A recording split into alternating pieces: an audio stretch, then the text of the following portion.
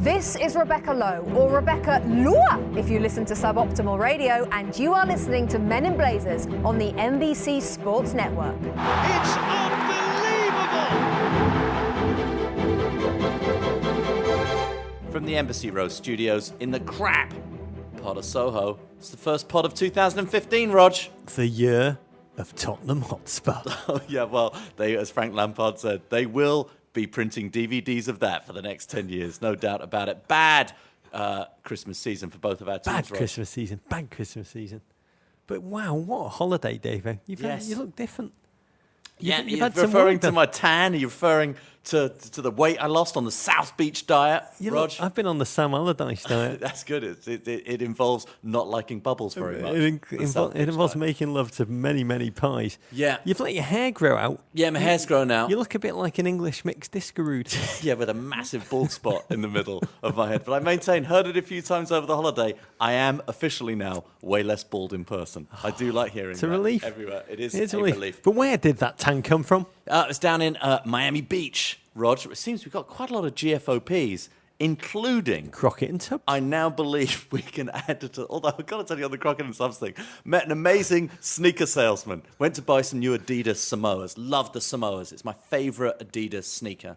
Went and got some down on Lincoln Road. Young guy, Brandon, helped us out. Immediately told me that he's only 20. Like, that was his opening line. I'm only 20. And I said, and he says, I really am only working here because I want to be a Miami cop. And I was like, just like in Miami Vice. And he looked at me with this incredibly blank expression. Had never heard of Miami Vice. Had never seen it. No idea what I was talking about. Wow. I'm worried about the future of American society and mostly of Miami crime. Watch Rog. more television, America. Old Watch television. more bloody television. But you had a bit of an amazing time down there. Well, lots of GFOPs down there in Miami. Got to do a shout out to all of them who said hi. Biggest GFOP of all, Rog. Jurgi Low, German national team coach, staying at my hotel first night. You and him, tight. Now. Everywhere I went, Yogi was there. Went to the pool, turned around, Yogi. Even if I moved my chair every day, Yogi was always What does within he wear at the two pool? chairs. I imagine him in a very light blue love hammock.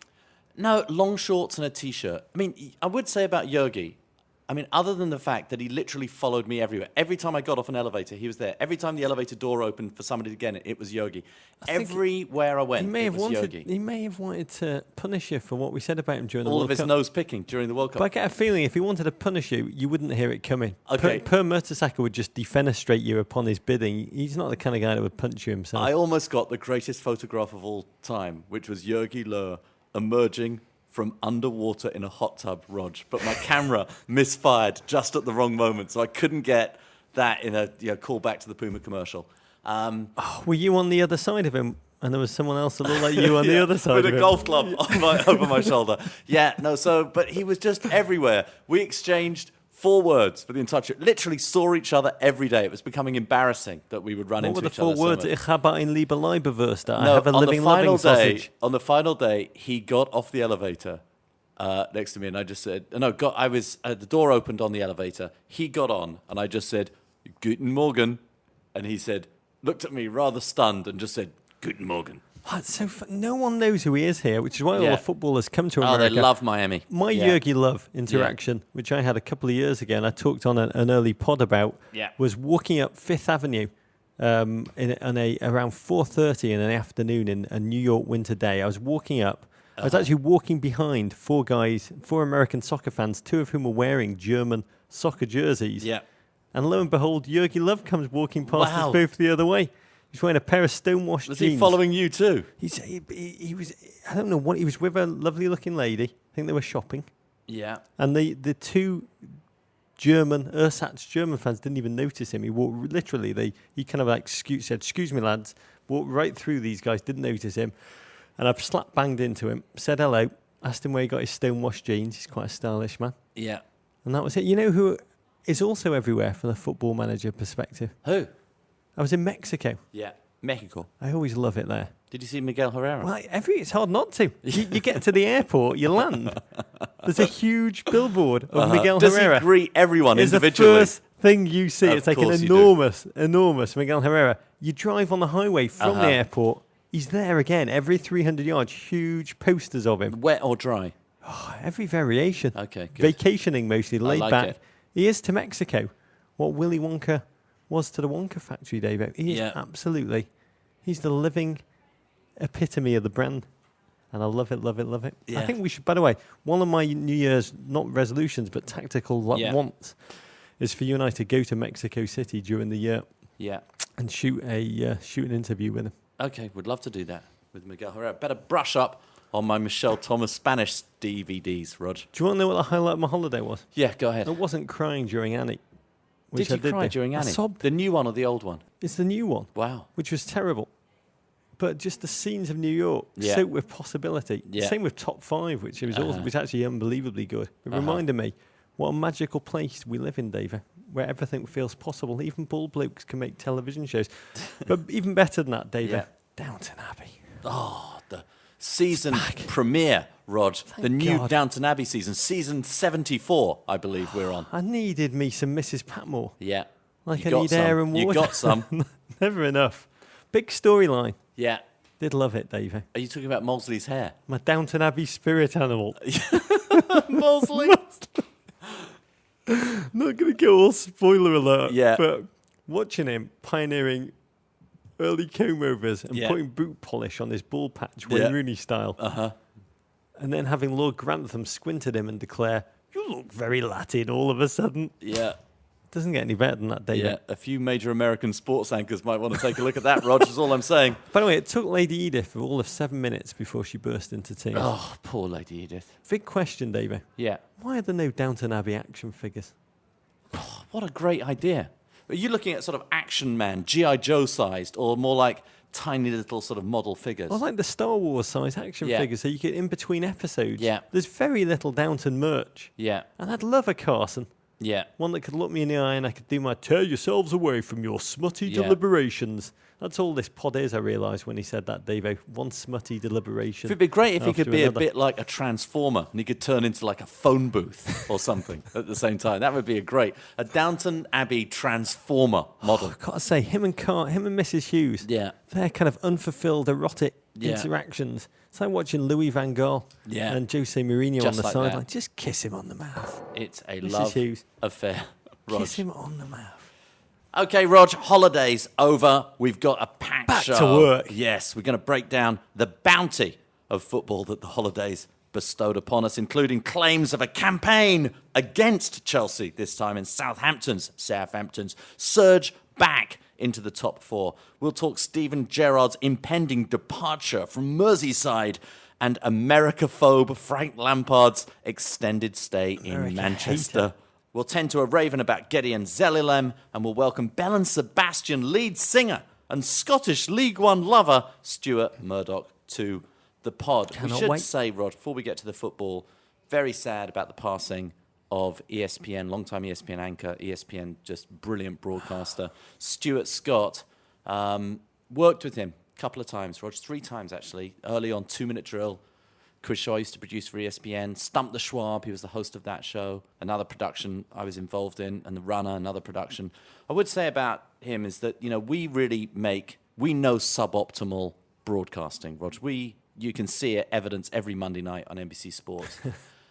The 2 greatest broadcasters, most skillful broadcasters I've ever worked with are Kenny Mayne from ESPN also, and Stuart Scott. You could literally give them a 20-second hard count. You're live on television. You know you've got to get out. You're getting freaked out. The clock is timing down. You've got no chance of getting out. 20 seconds in their ear, they don't react. 15 seconds in their ear, they don't react. 10 seconds, everyone in the control room is freaking out. We're never going to get out. We're never going to get out. With 7 seconds to go, they refer back to something that happened earlier, start heading out to break, fix the camera, tease everything coming up, including stuff that you hadn't even thought about that they had to go and tease. Say something brilliant and insightful and funny, and literally get out with 0.01 seconds remaining. He blows me away. He was a brilliant broadcaster, a great lover of sport, a great family man. Will be greatly missed, Roger. Yeah, he was the definition of optimal. He was a man of class, creativity, nobility and suffering, and love.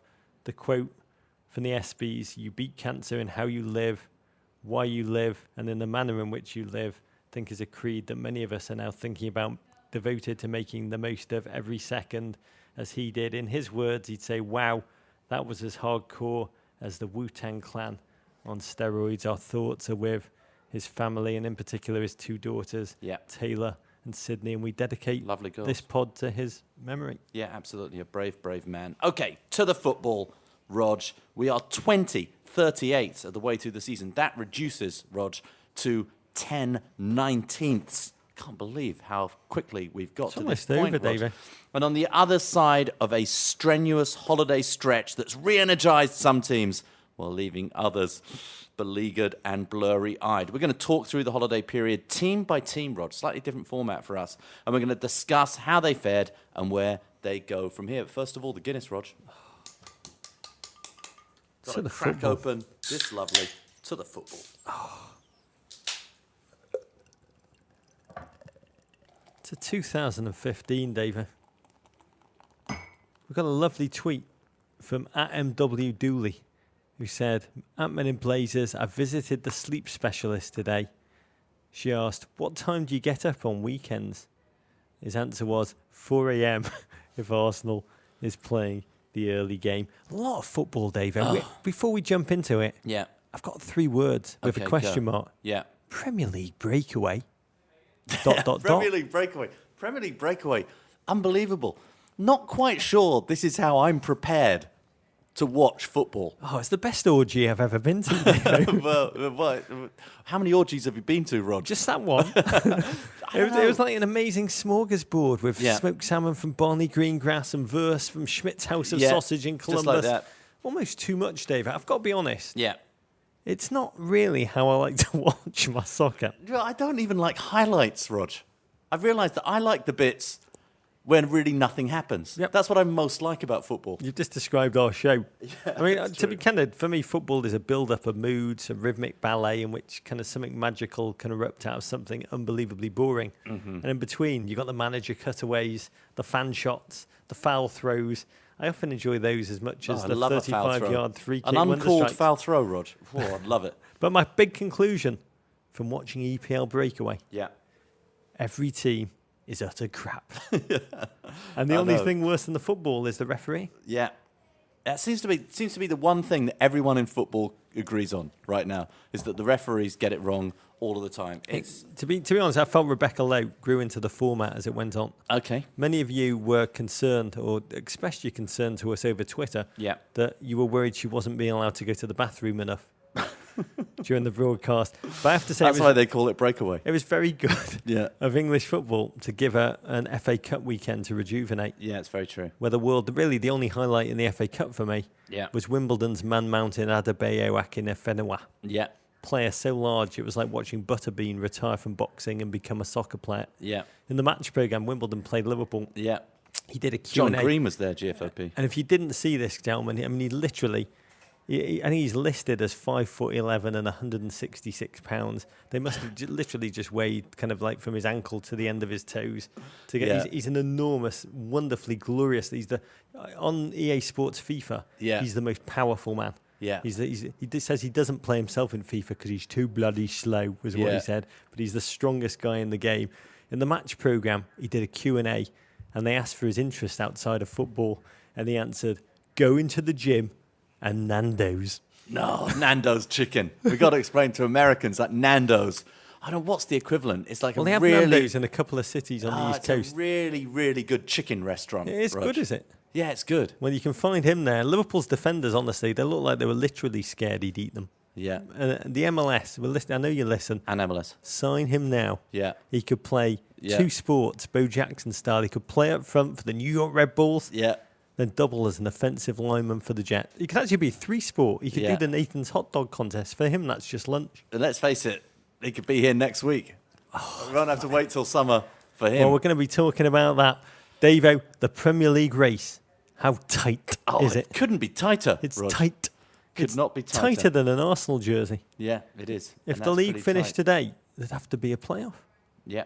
Chelsea and City. Yeah. Separated only by the alphabet. Oh, the alphabet. Plenty of letters, though, Rog. At least 10 of them. So let's start with Chelsea, Rog. I'll take a big gulp. The aura of invincibility that surrounded West London has evaporated, Rog. Well, maybe at Brentford it's still there, not at Chelsea. Chelsea now sit level with Man City atop the table. They earn just 7 of a possible 12 points during the holiday period. I think that's quite a lot. Well, after having penalty appeals denied in their 5-3 loss to Spurs and a 1-1 draw with Southampton, manager Jose Mourinho now believes that the only logical conclusion is that a campaign against the Blues must be afoot. This must be wrong, David. Didn't we award them the title several months ago? Yeah, I think some people did. The 8-point runaway lead. Where's it gone? It's been like watching the Tour de France and seeing the peloton reel the breakaway rider back into the pack. A little bit like that. Except the pack is just one team, Manchester City. What is going on? Well, I mean, I think that I'll do the negative first of all. I like to finish with the positive, Rog. I think the negative is Chelsea over the past few seasons. You've seen them lose some weird games, and I think the Newcastle loss, which happened before the break, you sort of looked at that and you thought, that was a slightly weird loss, even though St James's Park has been a tough place for Chelsea to play. But what you haven't seen them really do, in my memory, is get hammered by one of the top teams, one of the top 7 teams. You just haven't seen them. You've seen them lose some tough games. You haven't really seen them hammered. Spurs. Well, yeah, and then Spurs particularly. That is a big rivalry for Chelsea. It's a bigger rivalry for Chelsea than I think it always is for Spurs. But I think after this victory, Spurs are going to say, this is our biggest rivalry. It's not Arsenal at all. But I think that loss, losing to a big London rival, and the manner of the victory, if you said to me before that, is like, you know what, you'll score 3 goals against Tottenham at home and you'll score 3 goals away, you'd have taken that. To concede 5 goals against one of their big rivals, against one of the big teams in the Premier League, that is a very odd thing for Chelsea to do, Rog. I mean, particularly because this is a team that had gone 299 minutes of league play without conceding a goal before the Southampton wobble. They expose what we all knew, Chelsea's back 4 is susceptible to pace. And they then went and conceded 4 for the first time ever under Mourinho. And even worse, it was 5. It was against Spurs. Yeah. Spurs of Harry Kane, Real Madrid's Harry Kane. Yeah. A player he's like watching a little dog that's convinced himself he's a big dog. 17 goals in all competitions this season. Every goal he scores for Spurs just tacks on another €1 million onto his transfer fee. Scored twice in this game, earned a penalty, supplied Nasser Chadli, the excellent Nasser Chadli, with the host 5th. What was it like for you watching this? Because for me, it was a little bit like watching Revenge of the Nerds.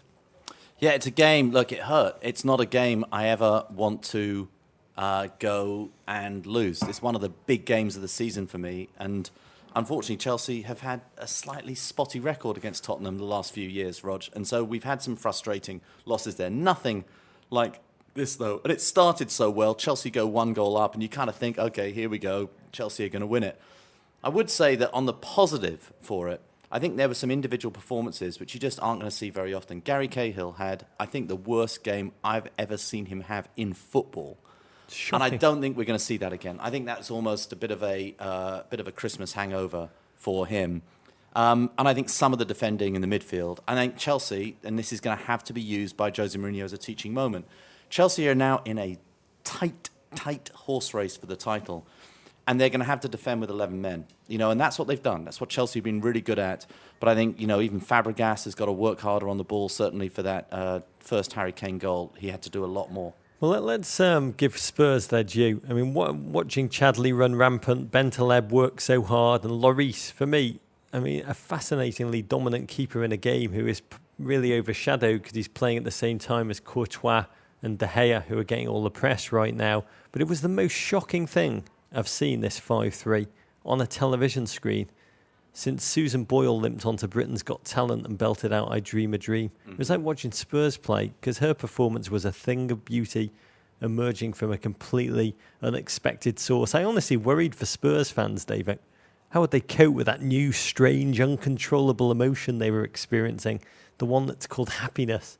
And yet that Lampard quote that you did at the top of the show, it's always bad to lose to Tottenham because they make the DVDs for it and sell them for the next 10 years. Which narrative flip was more shocking? That Chelsea let a lead slip, Davo, or that Spurs showed some real spine in this game? I think that it's more shocking. I think in some ways the Chelsea flip is more shocking But I think the Tottenham thing is actually heartwarming. And the positive that I take out of this actually isn't for Chelsea. It is for Tottenham. It's a team that we both have some affection for. Absolutely. Saying. It's a team that we... and I think the emergence of Harry Kane is one of the really uplifting, positive stories in the Premier League this season. A homegrown player, a young England player who actually has not enjoyed great success at the age group levels for England. It's been a slightly dull striker. But I think as he's grown up, he's got a real brain on his head and a great competitive spirit. Not great speed, but as a finisher, it's almost a little, dare I say it, a little Shearer-like, a little Sheringham-like, his ability to go and finish. Many of our GFOPs have said he looks like Haley Joe Osment, all growed up in cleats. Yeah. But for Tottenham, I mean, it could have been 6 or 7 if DeAndre Yedlin was playing. Yeah, without Lucky a doubt. Chelsea, Yeah. the Akron Zip graduate. He got his work permit. He will be arriving in Blighty in January. From a Chelsea perspective, Dave, I think the net effect of counting on the same 8 players as the core of that team gets to a point where it's not so much tired legs, but it's more tired minds. Well, without a doubt. I mean, Chelsea are still in 4 competitions, Rog. They're playing an enormous amount of football. And as you rightly mentioned, they are not rotating that squad a lot. And I think they need some more defenders. You know, it's interesting, the story out there that they're eyeing Micah Richards from Man City. Is a really phenomenal both centre-back and right-back, can play both positions. Just the kind of player that Chelsea need. Kurt Zouma getting a run out in the FA Cup, looking like he's going to go and play a little bit more for the rest of the season. They need to rotate more. If they're going to stay alive in these competitions and win some silverware this year, they're going to have to get more out of their fringe players. Credit John Terry. You don't hear me say that very often. 3 goals in 4 games. Yeah. He's Diego Costa without the jazz hands. Yeah. But that is a defence that can be undone by sheer pace, and Champions League teams will take note. Jose Mourinho's reaction, we got to talk about it, Davo. For me, it was up there with Jay-Z and the Illuminati, or Barack Obama's birthers, or enemy of the state, Will Smith. He taped the killing. He's a target. There's a conspiracy, Davo. There is a conspiracy against Chelsea from unknown quarters. I mean, of course, it's ridiculous. I mean, I find any time that yes, there are some legitimate questions about refereeing in the Premier League, and they've been raised by all fans of almost every team in the Premier League. And we've talked before on the pod about the need for the FA and basically other organisations around the world to look at technology. Having said that, the only reasons that managers seem to me to talk about refereeing decisions is not about a public campaign. It's either to specifically try and influence referees in their next games, or it's to try and influence their owners.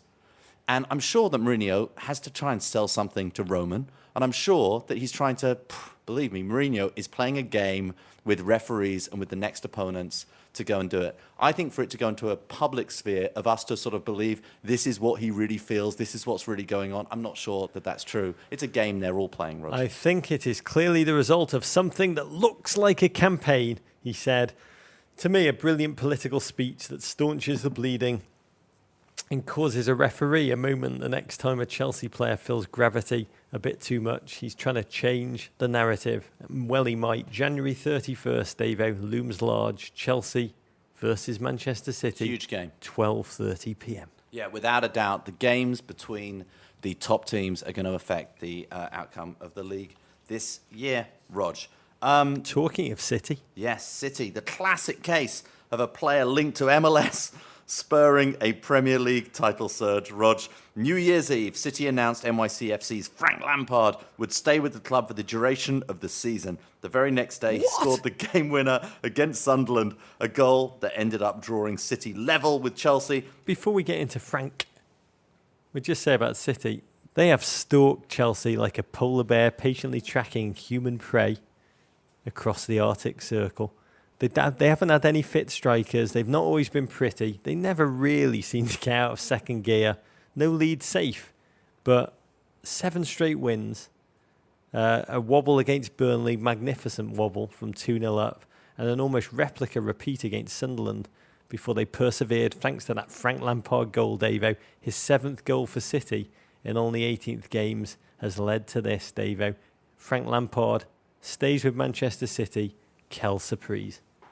Yeah, I should just say about Man City, it wasn't always convincing, but they found a way to get the points, Rog. And as you predicted all the way along, Frank Lampard staying at Manchester City till the end of the season. It sort of ushers in screams of chaos, screams of what is the world coming to from various people within the US soccer sphere, Rog. I think for me, I feel that this is only a benefit to MLS. And I can tell you, as a New York City FC season ticket holder, as a massive, massive Frank Lampard fan. In fact, the only reason I can sort of tolerate what's happened to Chelsea over the break is I actually am so happy about what's happening for Frank Lampard. It's only made Frank Lampard a bigger star, and Frank Lampard is a bigger asset for MLS and for NYCFC when he arrives here. That's how I feel. Yeah, I mean, the news has touched a nerve in the US. It's kind of, I'm trying to understand where that nerve is. It's a nerve that is near a pressure point that's a strange combination of naivete, perhaps distorted sense of self, a little touch of self-loathing. I mean, let's talk about Manchester City for a second, because when Fran Soriano came on the pod and said, we want to be New Yorkers, we're building a truly authentic New York team, he said to us back in August, this is not a Manchester City team or a brand play or a marketing trick, this is real. I mean, you have to read those words and think back on that, because this is the one area where I do think there's a bit of kind of disinformation and misinformation. I mean, what we do know is none of this was planned. I mean, City did not know that they would be this troubled this season. And few imagined that when Lampard came over here, he'd still be this good. And even few understood. Even Man City didn't realise how good Frank Lampard was. Few understood that he'd be so nose out of joint after being canned by Chelsea, which we picked. When we spent the afternoon with him, I mean, that was my big takeaway. He was still in shock at how his 13 seasons at Chelsea had just kind of come to an end. And it's a complex situation. He was considered to be a spent force in the Premier League. Yeah. He told us that he was going back to City to regain his match fitness because he'd not trained in so long. He admitted to us how unfit he felt. And you joked that he wouldn't even be able to make the bench and we'd hardly ever see him in a City shirt. And he nodded and agreed with that. But what he's done, he's kind of conjured muscle memory reinforced by that potent desire to prove Chelsea were wrong to get rid of his services. And when we were with him, he seemed desperately sad to have been let go still. And all of these three things have conspired together, coupled with the fact that Yaya Toure, with a host of other Premier League stars, is off to Equatorial Guinea from January the 17th to the February the 8th. He could miss up to 4 Premier League games. And it meant that City's wobbling title chase, and it was wobbling in September, desperately needed this kind of rejuvenated Frank Lampard to bolster it. And once you realise that, there was no chance he was coming out. Anyone who understands how economics work and commercial possibility work in world football know that Manchester City see winning the title as objective 1, 2 and 3 and building a second brand in MLS as a kind of nice second or third tier priority. The only thing I disagree with you there, and I agree with everything you just said, other than I don't think he was desperately sad when we saw him this summer. I actually think he is genuinely, truly excited to come to the United States and go and continue his career with NYCFC. But as he said during that interview, he is a competitive person. He loves to compete. In fact, Frank Lampard has never been gifted with supreme skill by his own admission and talent. He is just incredibly competitive. He's a very, very bright footballer. And I think he's finding himself in this competitive situation. And it is a chance to prove himself to all the people in England, from his West Ham days all the way through his Chelsea days, who've disrespected and sort of ignored his qualities as an athlete and as a footballer, considering his amazing appearance record and his amazing goal scoring, amazing assist record. It's a chance to prove everybody wrong, and he's competitive and he's managed to do it, and it's hard not to be happy for him. And to all of the disingenuous people who cover American soccer, who continue to write this whole thing about, oh, now we've all been let down and NYCFC has been let down and it's just now we can't have this idea that it's a farm team. Just go back and read the pieces that they were writing when Frank Lampard was announced as an NYCFC player. No one was that excited then. Now the world is going to be really excited to see Frank Lampard and probably Steven Gerrard come and play against each other in the MLS. It's going to be massive. These are good times. I mean, it has been fascinating to see how the British public have laughed at our media going on English television to talk about how big a diss this is to MLS. Although you could say, Rog, that long term, this actually is the best thing possible for NYCFC because they have a way more valuable and proven and battle-hardened, frankly, Frank Lampard. Yeah, but if he comes, Dave, I mean, Pellegrini was asked if he'll never end up in New York, and he said he can't or won't answer that one. But Manchester City, they want this MLS brand to work for commercial reasons, but it is a rounding error on their bottom line compared to the global significance of winning the Premier League for their fans, for their sponsors, which is always going to be their organisation's prime directive. I mean, I'm saying for City, I think they need to think more about how they are embarking on this strategy. It's a fascinatingly creative one. The Melbourne team in Australia, the New York team here. I think making the jersey a Manchester City direct replica was a misfire. This Lampard thing was a negative, but not the death blow that many people are saying. I mean, I feel terrible for the third rail, the supporters group, who said they made, Frank Lampard phoned me up to sell me a season ticket. Now he's not going to be playing. But what this has done, this Frank Lampard kind of pulling him out of NYCFC, I think it makes it clear that you do have to believe in the greater Manchester City mission to cheer for New York City FC with a real understanding. Because they're going to do this again. If a great young kid comes over here, plays really well, they'll yank him and start to play him in England in a heartbeat. So with that replica City jersey, and with City poaching NYCFC's best players at will, they have kind of set this up from the outset to be City's AAA affiliate. Until you said that a couple of minutes ago, I'd never even considered for a second that Frank Lampard may never come to NYCFC. I mean, that would be absolutely stunning and shocking to me, and something really worth thinking about. I'm not even prepared for that, Roger. I mean, I will say Paul Cart tweeted that Frank Lampard's 5 goals have earned City 5 points. The draw versus Chelsea, wins versus Leicester and Sunderland. He is a table changer for that team. It does crack me up that Frank Lampard's New York City FC highlights video maybe just his interview with us in New York City. Yeah. But if I was MLS, I'd just put out a press release thanking Frank Lampard for his service and just claim that they've resuscitated the career of a legend. I still believe he'll be here this summer, but that may just be blind faith. Rog. Okay. Manchester United, Rog, the red side of Manchester, after 6 straight wins. Louis van Gaal's side, they stumbled through the holiday period, Rog, winning just once in 4 games. Looking at things optimistically, they've not lost since November the 2nd and sit third, but they're 9 points adrift of Chelsea and City. Hard to see them bridging that gap, Rog. Well, one of the joys of the holiday period for me, Davo, was watching Louis van Gaal walk out onto the field against Stoke, survey the pitch at the Britannia, and realise it was even more primitive than Dudestill outside of Groningen. Yeah, Groningen. It was grim to watch United, almost always. Yeah. The only highlight of their game against Stoke was the unveiling of the new NBC Sports scoreboard, which takes up the top third of the screen. Yeah. I did like that Van Gaal, he does seem to have got himself a new toupee for Christmas. Mm-hmm.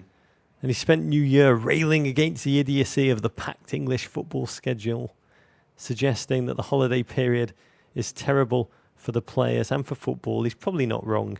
The only time I saw him smile all month was when he did an interview with English television.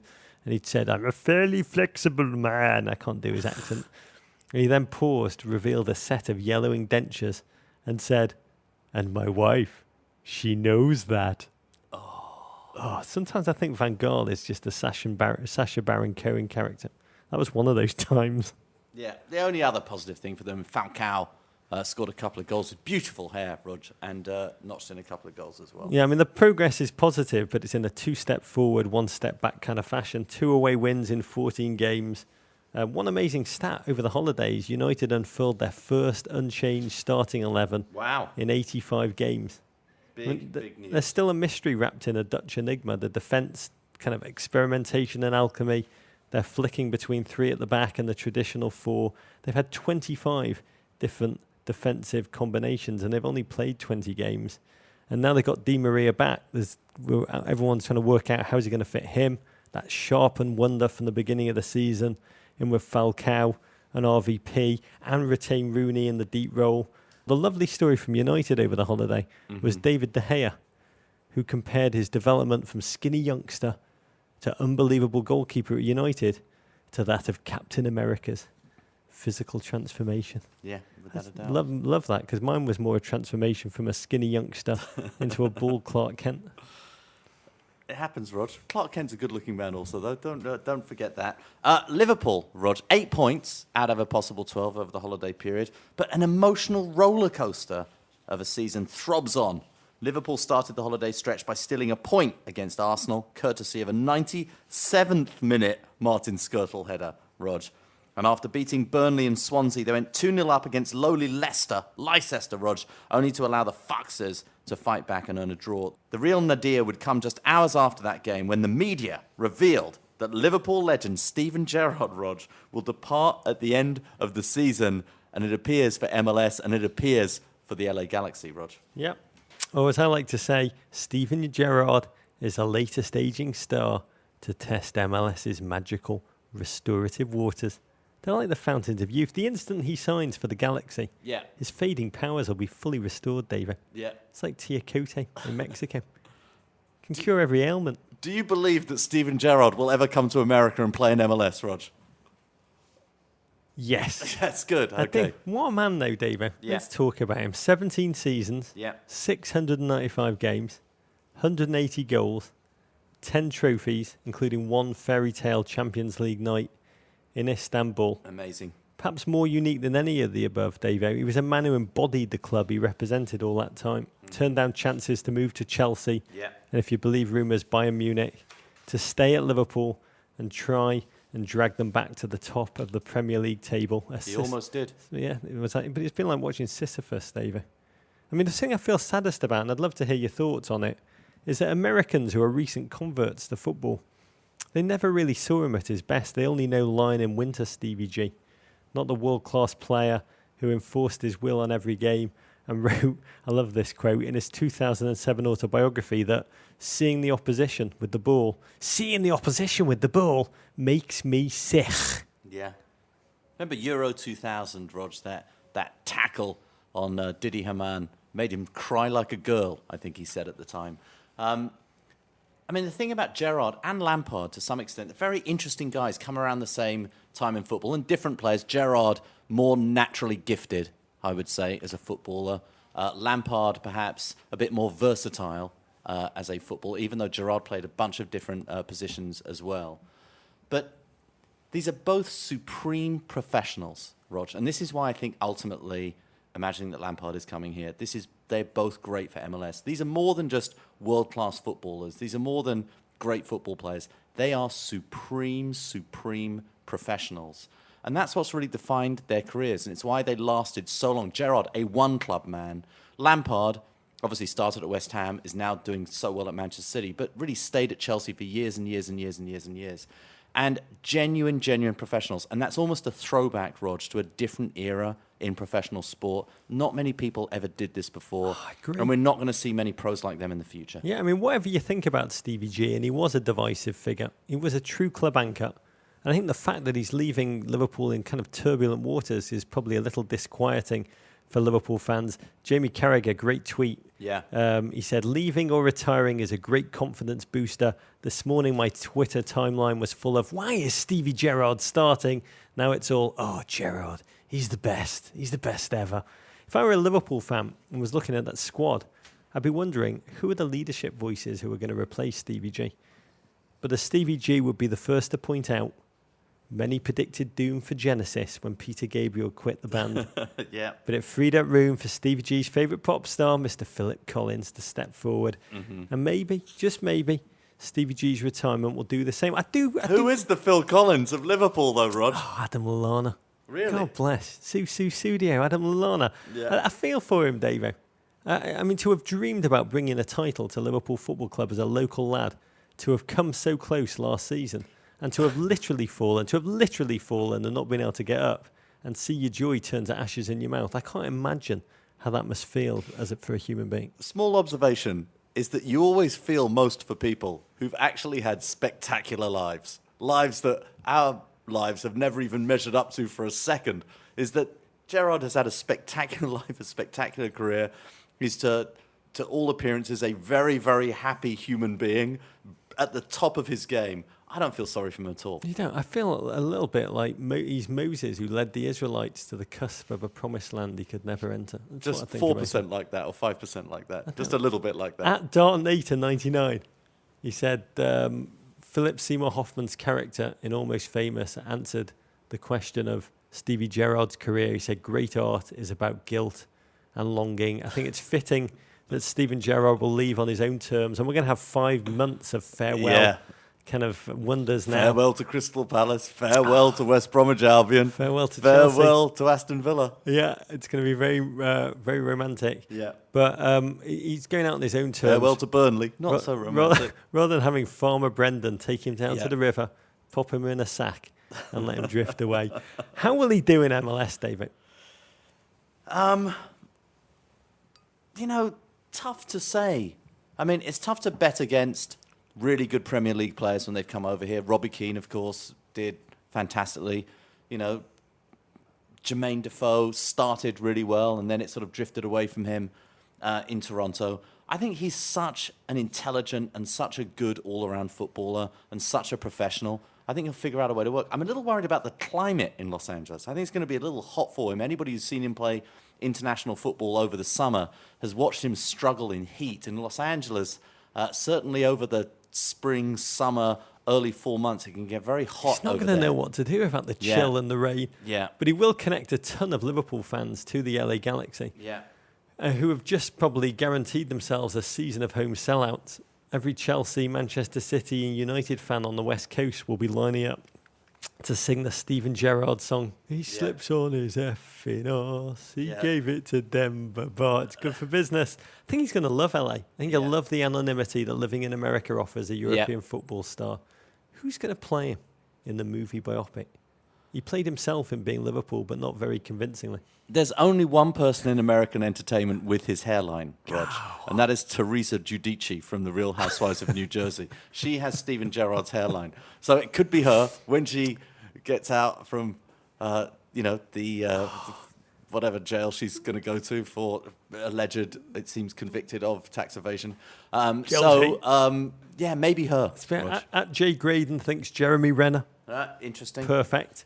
At Drew DeBorg, 12. I came up with an even better one in my mind, Christopher Walken. Yeah.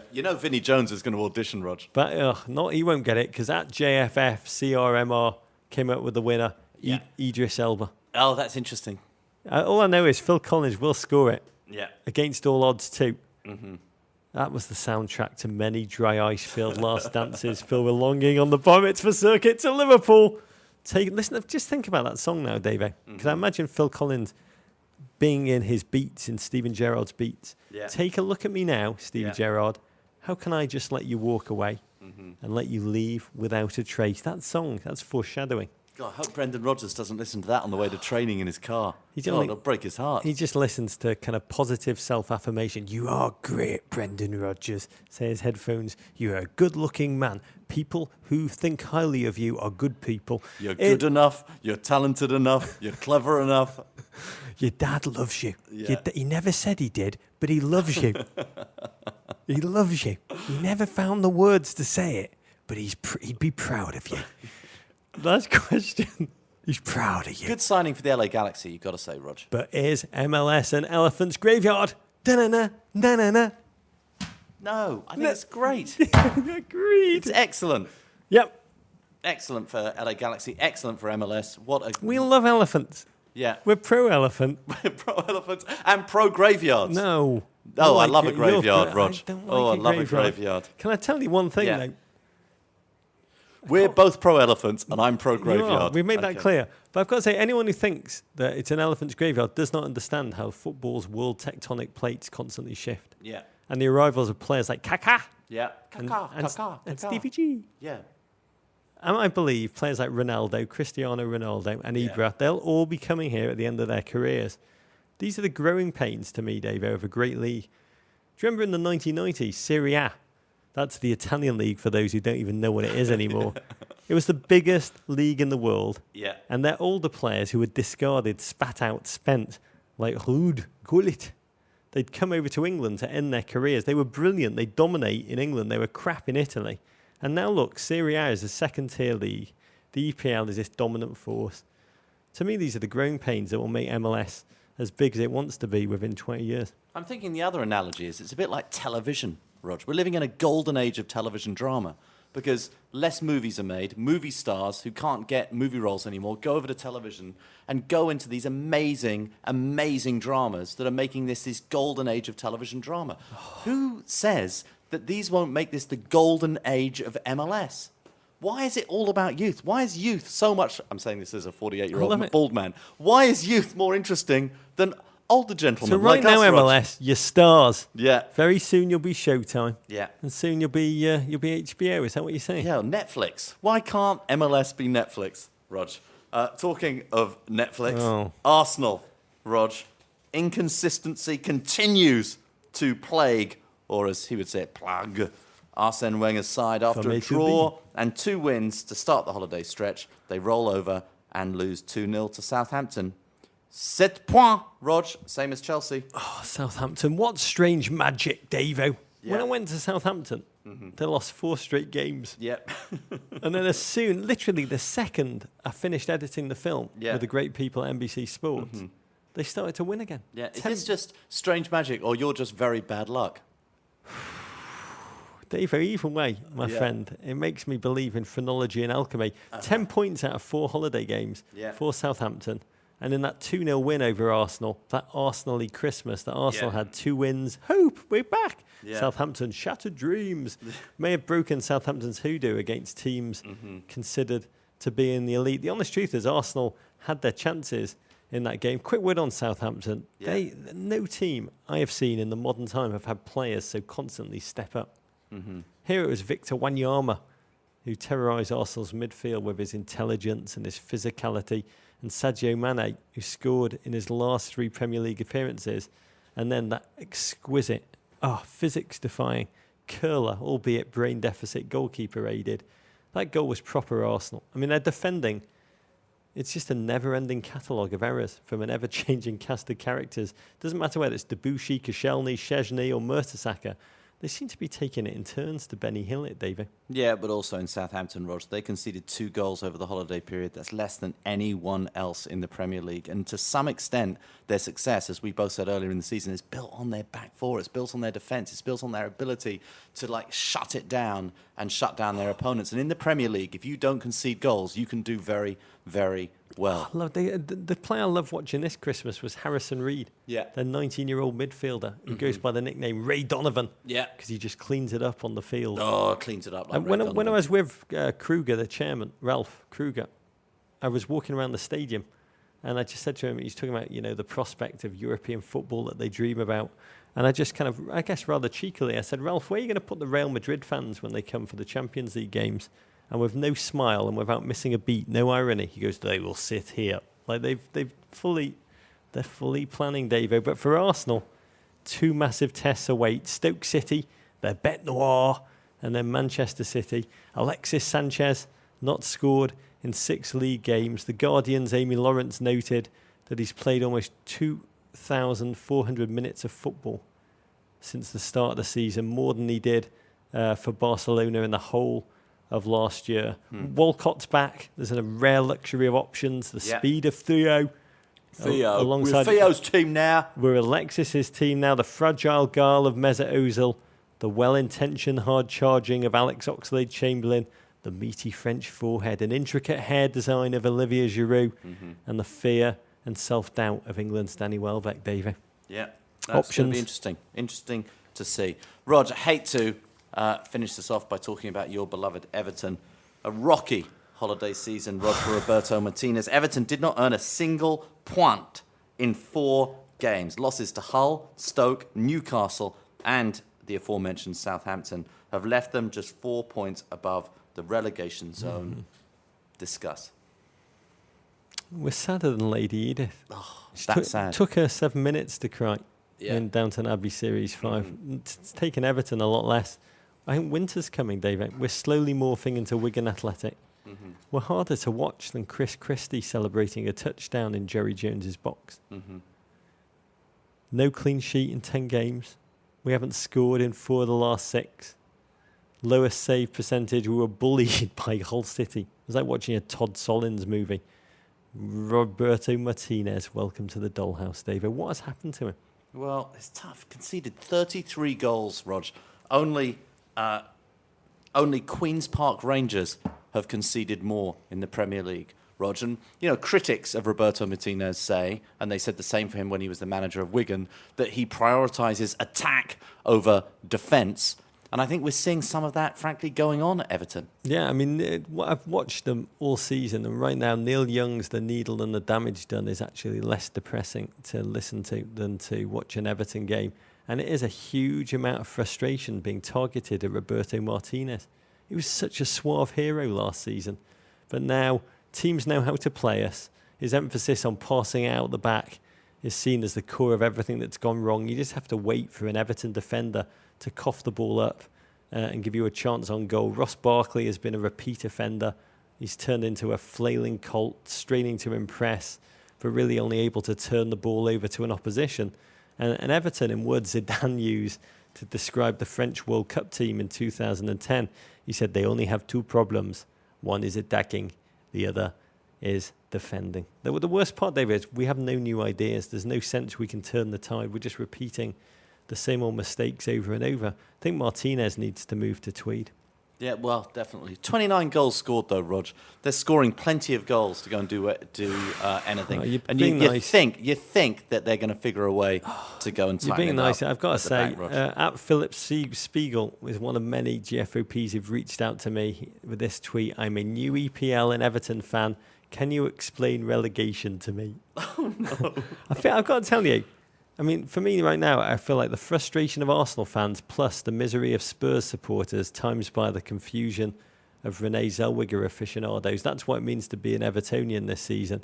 Have I done a terrible thing, David? Have I done a terrible thing? Americans to Everton Football Club? Hundreds of Americans every game will tweet me to tell me they became an Everton fan because of me and or Timmy Howard.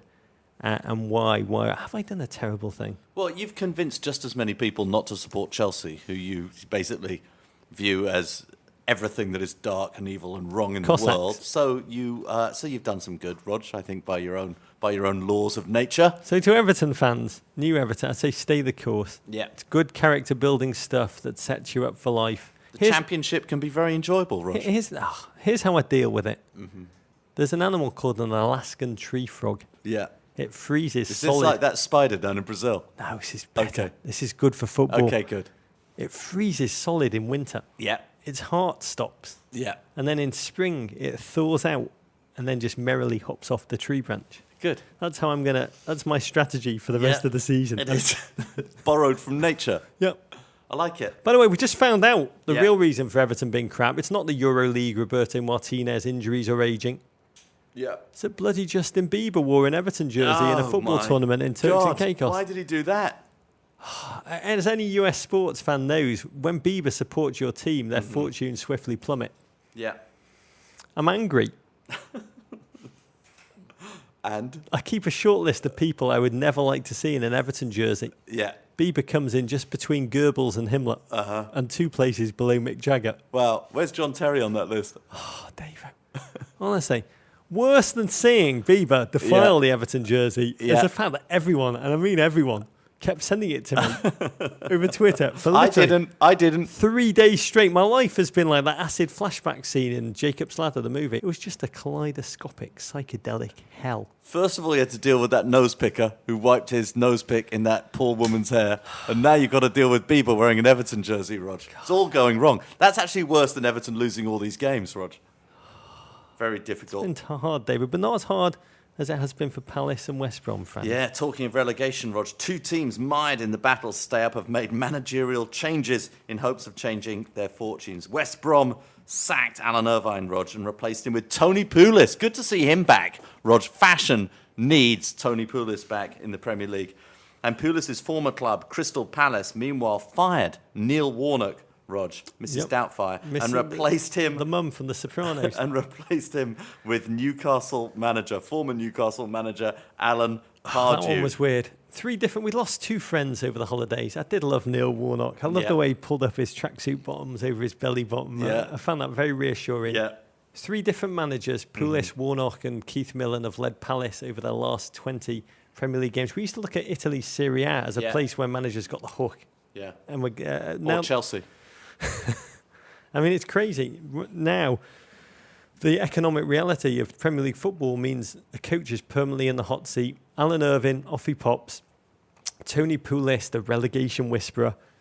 He's never had a team go down. No-nonsense football now for West Brom from a no-nonsense man, summed up by the 2009 headbutt he landed on one of his own players, James Beattie, while both men were naked in the showers. The one I find really odd, Davo, is Sack Pardew electing to leave Newcastle for Crystal Palace. Yeah.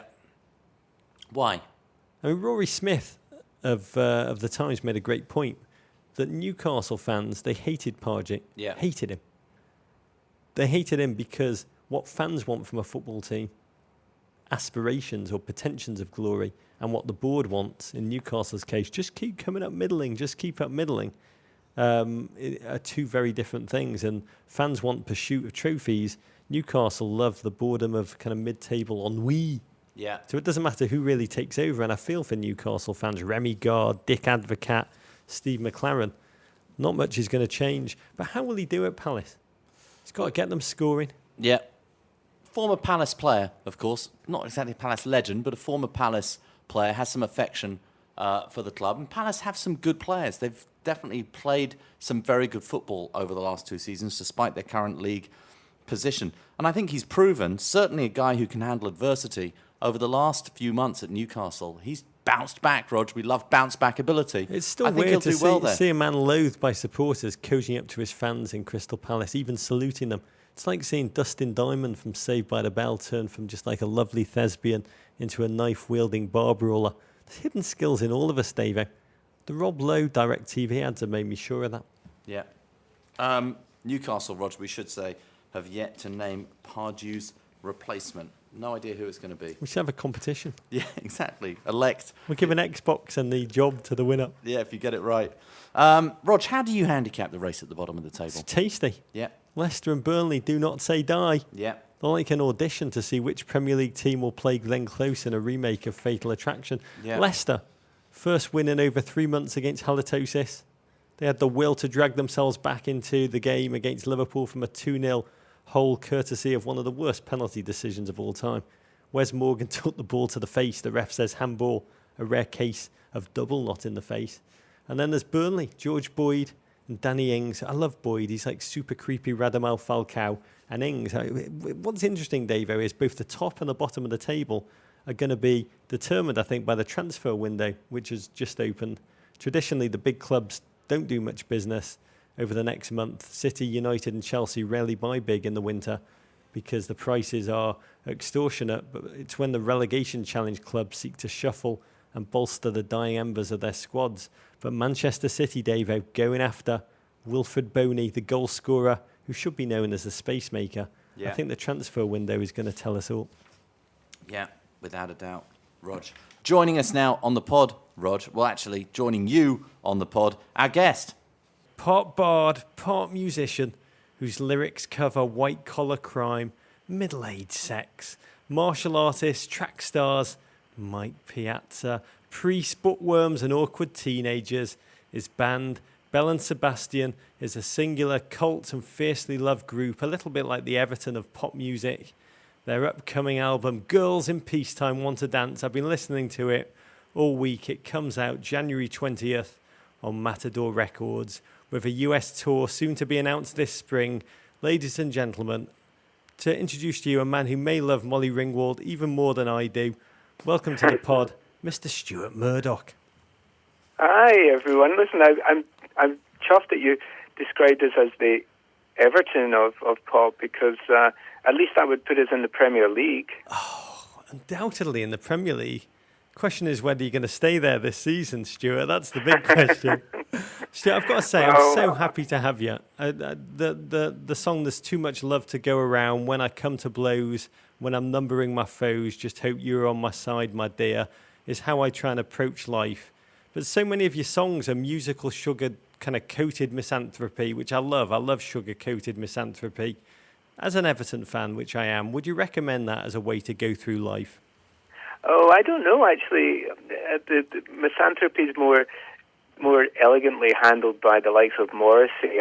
It's something that I delve in less and less, but you know, if it works for you, then use it. You are a Scottish gentleman, a proud Scottish gentleman. To Americans, most of us here know about Scotland from, I'm sad to say, Braveheart movies at worst, or the speech in Train Spotting, we're the lowest of the low, the scum of the earth, the most wretched, servile, miserable, pathetic trash that ever crapped into creation. I mean, both are, you could say, somewhat skewed takes. How would you describe modern Scotland to the American imagination? Hey, listen, modern Scotland's okay. Just imagine Vermont with a bit more tartan, and instead of maple syrup, we've got jam. Vermont plus tartan plus tweed equals, some would say, heaven. Heaven, there you go. It's a beautiful country. We've got the Highlands and all that beautiful lochs and mountains, but we've also got two great cities, Edinburgh and Glasgow. Well, actually, there's a few more great cities as well. Yeah, don't leave out Dumbarton. But you tweeted recently, some mornings in the 70s we used to stare at the streetlights until the moment they went out. That's how much there was to do. I've got to say, when I read it, I grew up in Liverpool. A few tweets took me back to my childhood better. Well, give us a sense of that time and place. Well, that was the 70s in Britain was a kind of rough time, because it was all about there was the oil crisis, and so we had this 3-day week, which seems unbelievable now, but people were only allowed to work for 3 days, and on those other 2 days we had to put out all the lights and light candles to light the place because we were saving electricity. So it was certainly, people were really feeling the end of the British Empire in a big way. I mean, they weren't wrong to some degree, but football was such a bright light in that time. I mean, I can remember 1977, Scotland 2, England 1, the Scottish manager Ali MacLeod coming down saying, "I don't dislike the English, I hate their guts." I mean, they beat us at Wembley, you tore the goalpost down. Everyone thought you were going to win the World Cup in 1978, but you were home before your postcards. Can you talk about the role Scottish football plays in the nation's psyche? Well, nobody thought that Scotland were going to win the World Cup more than I did. And let's put it in perspective a little bit. Scotland were a terrific team at the time. We were actually, we did end up going to Argentina. We did end up beating the Dutch when we actually started to play good football. So so we did come in 12th place or something like that. I think that was the official. So we didn't do too bad overall, but I did believe we were going to win it. And actually, Ali MacLeod used to. I wrote a letter to him at the time, and because I just thought he was the greatest living Scotsman, and I asked for his autograph. I didn't hear back from him. And then, funnily enough, after the World Cup, when his star had fallen, he used to drive me to football matches because I was in his son's boys' club. I was sat in the back of the car, and I used to think you were a god, and now you're just driving me to a boys' football match. That's possibly in the top 10 of most British stories of all time.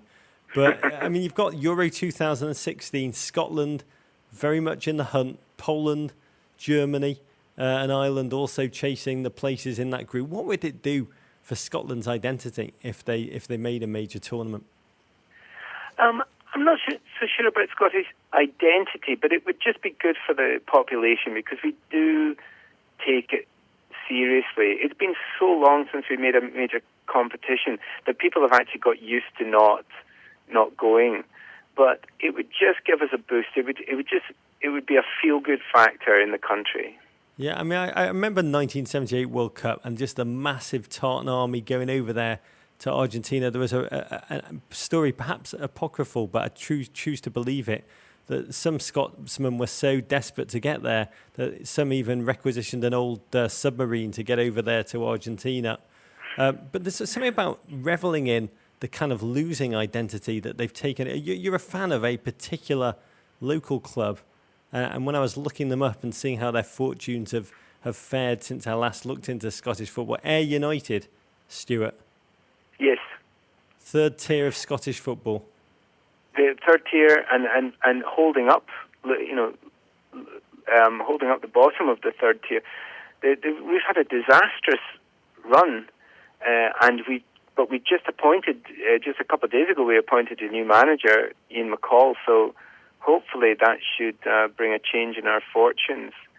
We started the season well, and we were top, I think, for a week or so, and now we're second bottom. I mean, Ayr United, third tier, probably most well known as Sir Alex Ferguson's last club as a player. They've got one of the most beautiful nicknames in football, the Honest Men.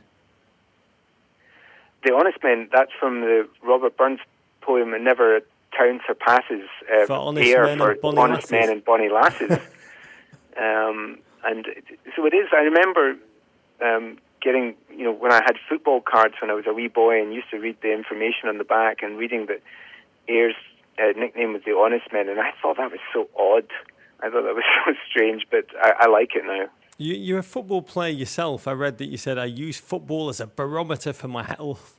Your band have a team. You say it's a slacker game, a wasters game, but I think we could hold our own in a Sunday league. What kind of game have you got?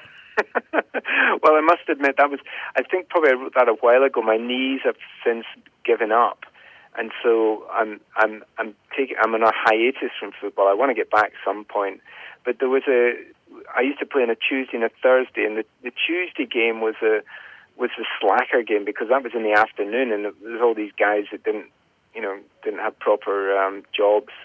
Like Stephen Naismith.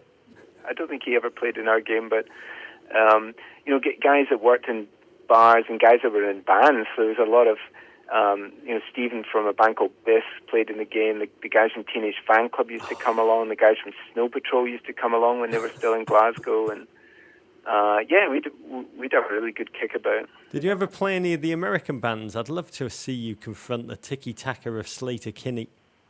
I'd love to play Slater Kinney. A beautiful thing about playing soccer in America is that the women get involved, and I remember playing a pickup game in Golden Gate Park, where we just sort of asked people to come along and play, and I was so delighted that at least half the people there were women, and that they played really, they were playing great, and it was just such a beautiful day. Yeah, you're going to be playing Coachella this year. Maybe I think people would honestly pay just to watch Belle and Sebastian take on Slater Kinney and the old football pitch. I know I will. But when you hear soccer, you put aside. You wrote one of the most beautiful songs about baseball. At PD Butterworth, one of our listeners said, "Piazza New York Catcher, the perfect song about baseball, love and longing. Why Stuart baseball and not football?" No, it's a good question because I've never really written a song. Sometimes it's easier to write about something that is exotic, and when you come new to something. And I remember my friend Nate taking me, to see the Mets for the first time at Shea Stadium.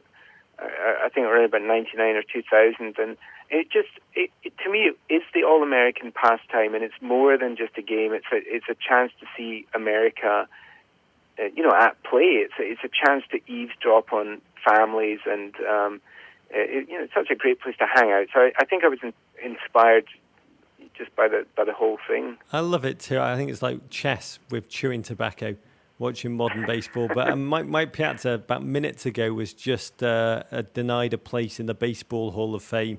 So I imagine him somewhere in his bedroom flicking his light switch on and off while listening to Piazza New York Catcher to ail his breaking heart. Last question for you. One thing, I love you for many reasons, but one is that in your biography, you say you sold bacon door to door. I've always wanted to interview a bacon salesman. We've got a lot of young listeners. Can you give any of them who harbour dreams of being a bacon salesman some career advice? Well, listen, do you know the weird thing? I know this sounds totally crazy, but when I was 14 and 15 and doing my bacon salesman, I was, not only bacon, but other dairy produce as well, cheese and cream. And I had a dream.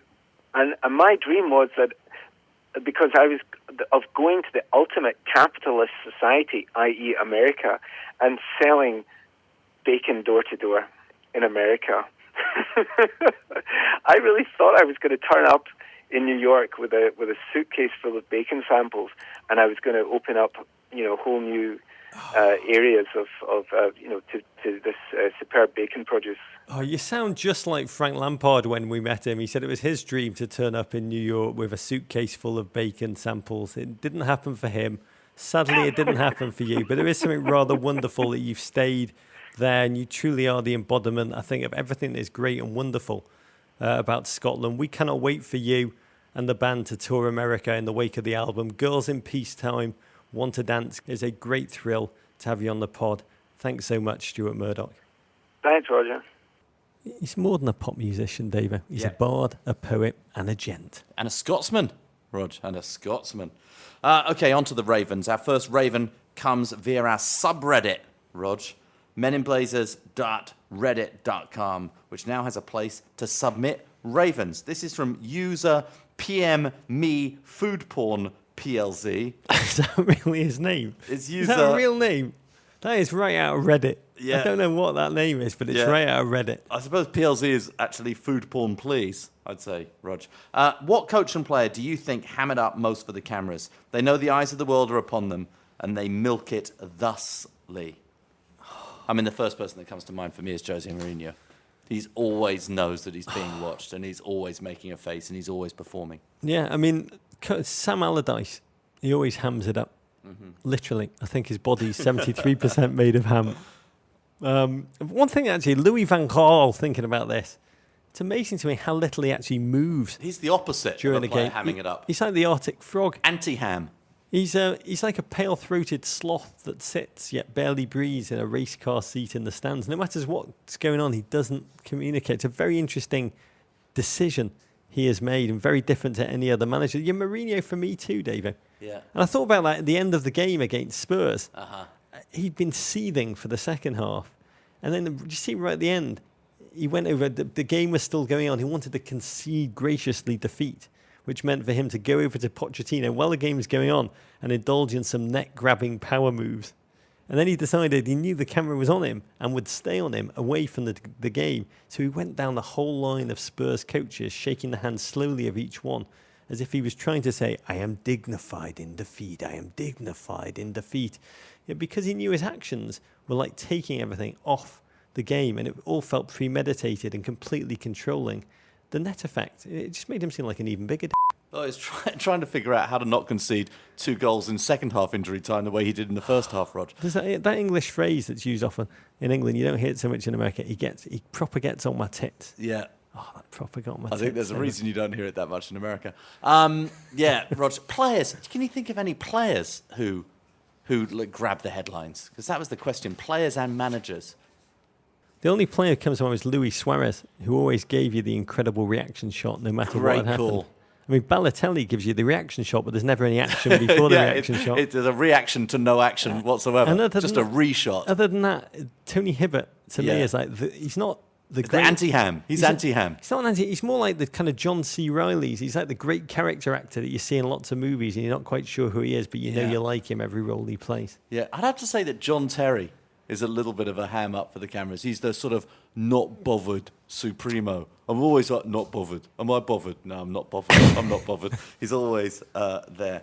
Okay, this is the winner of the coveted Guinness Men in Blazers Poet, Philosopher, Saka, Scribe, Raven of the Week. It's Laurie Lark from Madison, Wisconsin. Oh, Laurie, welcome. A raven from a lark, Roger. I like that. I like her name more than the gentleman from the Reddit. That's very true. I cannot tell you how happy I felt instinctively when Gideon Zelalem announced he was becoming an American citizen. Every time he turned out for the German under 15, under 16, and under 17 levels, wow, you were watching closely, the Marylander felt like he was drifting away from us. But I was surprised by the instant backlash to his announcement on social media from those eager to point out that the 17-year-old Arsenal youth teamer may turn out to be a bust. This from many of the same people who constantly berate US soccer for losing the likes of Giuseppe Rossi to Italy, Neven Subotic to Serbia, and Vedad Ibisevic to Bosnia. Please, can you advise us what emotions we are legally allowed to feel in this time of wheels within wheels, national confusion, courage, Laurie? I once had to interview Ibisevic on national television after a Bosnia game. live Yeah. on television, and I was so scared I'd get his name wrong. I kept saying, it's all I kept saying into the microphone. I was saying, Ibisevic. Fortunately, you were not on Bosnian national television. His English is better than mine, thank God. What a great question, Dave.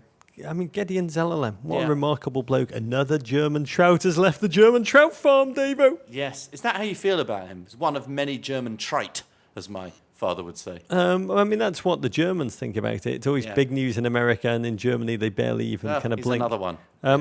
I've not seen that much of Zelalem. His Arsenal games and his appearances have been tantalisingly brief. He's not a powerful gent. He's more an intelligent, kind of tactically savvy, technical midfielder. The English papers, when they've done profiles on him, which have been quite adoring, they've hailed him as the next Fabregas, the next Xavi, and the next Zidane. I'd settle for him being the next Tab Ramos, Davo. Yeah. And his announcement, it was met with an odd mix of unbridled delight for many fans, as I think it should do, and an almost kind of like backlash eye-rolling for many journalists eager to squelch out that kind of innocent delight. I guess a Pavlovian reaction caused by one too many Freddie Adu's, Teal Bunburys, Juan Aguadelos and Breck Shays. Yeah, I mean, I think there is some truth to the fact that you have to see him prove himself at the senior level. And, we talked earlier about Harry Kane. He's a player who actually didn't do very well at junior level and is now starting to prove himself temporarily at the senior level. And I think that what's positive, though, is that this is another case where US soccer has won a battle for a coveted signature. And that is entirely a positive. And so whether it's Gideon Zelalem or one of the next 5 people who we managed to convert, who we managed to turn, I think that's very good. It's very good sign. Has been courting him since he became coach, literally. There was talk of Zelalem joining the US team before the last World Cup. And Jurgen really hoped he would sign on then. By the way, it does occur to me that I heard Jurgi Löw at the pool when he was right behind me, screaming into his phone. This was a few days ago. 99999. It was probably about getting Zelalem. And you've just broken some news. Yeah. You just broken some news. Jurgi Löw furious at Hotel Pool about loss of Gideon Zelalem. Then again, Dave, the service around the pool you said wasn't so good. Yeah. Maybe it was unhappy that he'd lost his cell phone connection. Maybe. Yeah. There was talk about Zelalem joining the team before the World Cup. You look at this, Fabian Johnson, Julian Green, John Brooks, Great American, Aaron Johansson, now Zelalem. No matter what you think of Jurgen, his recruiting has been awesome. I also want to thank Republican representative for Texas 21st Congressional District, Lamar Smith, for sponsoring the Child Citizenship Act of 2000, which was what Zelalem used to become a naturalized citizen. Wow. Able to play for the US. Lamar Smith, I don't know anything else about you other than that, but we love you. Ryan Peterson, the GFOP, said it's great Zelalem is an American. As an unfortunate result, his ball skills have immediately worsened. On the bright side, he suddenly gained immeasurable grit, mettle, and steel. And at Blue 94 Trooper tweeted us to say, at Men in Blazers, the US men's national team will soon be even more German than the British royal family. That's pretty German, let's face it. Your weekend looks like this, Rog. Crystal Palace versus Tottenham. Resurgent Tottenham. To Euro Spurs. Yeah. That's 12:30 p.m. Saturday on the NBC network. On Sunday, Arsenal play Stoke, 8:30 a.m., Rog, and Manchester United versus Southampton at 11 a.m. that City day. Against Everton. Yeah, both Sunday games are on NBC Sports Network, Rog, NBCSN. Many ways to connect to us. One is through our Amazon Emporium, which helps keep the show going. Anytime you go on Amazon for items big or small, just click off the Emporium page, and Men in Blazers gets a tiny percentage that allows us to cover the costs of creating the show. What are you putting in the store this week, Rog? A book. Yeah. One I've talked about before, but I finally read over the vacation. Yeah. Oh, Louis, by Hugo Borst, a Dutch journalist who travels around Holland in an attempt to understand Louis van Gaal's mentality. And he interviews other journalists, a spin doctor, a psychiatrist. It is a magical insight into Dutch culture and the blood sport that Dutch football really, it's unbelievably, obsessively full of conflict. And it contains some wonderful anecdotes about Van Gaal, especially in his early years as a young kind of manager coming through and a wonderfully, always beautifully arrogant man. I've been doing a lot of cooking over the holiday, Roger. Getting quite into cooking. I don't know what's happening. It's like, should be gardening at my age, but it's actually cooking that's happening to me. And I found some fantastic pots in sapphire blue made by Staub, and I enjoy Staub. That may be what Jurgi Löw was screaming, 999 Staub Weren't they by the from pool. Staub? I believe they may be German or Austrian or potentially Swiss. But heartily recommend the Staub pots. They're currently on sale.